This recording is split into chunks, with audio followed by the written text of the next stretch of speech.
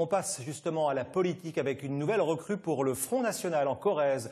José Dinucci remplace Agnès Tarasso, conseillère régionale et patronne de cette fédération départementale qui quitte, elle, le Limousin pour la région Hauts-de-France. Aujourd'hui, les militants ont donc assisté à une séance d'intronisation entre Tulle et Chaumeil. Philippe Mallet, Frédéric Borde. Au premier étage d'un restaurant de Tulle, le staff du Front National, avec au centre de la scène le nouvel élu, José Dinucci, 35 ans.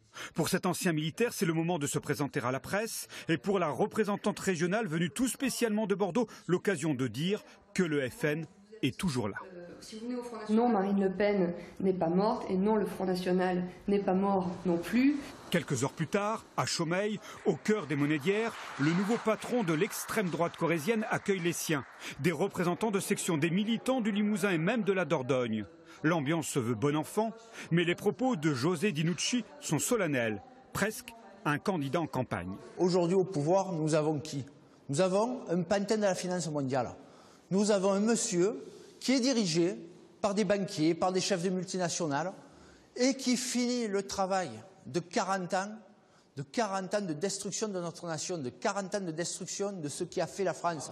Dans la salle, ses soutiens n'en manquent pas une miette.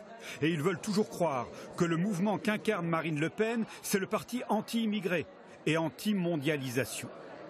Pour moi, c'est la priorité, effectivement. Pour moi, on est en France.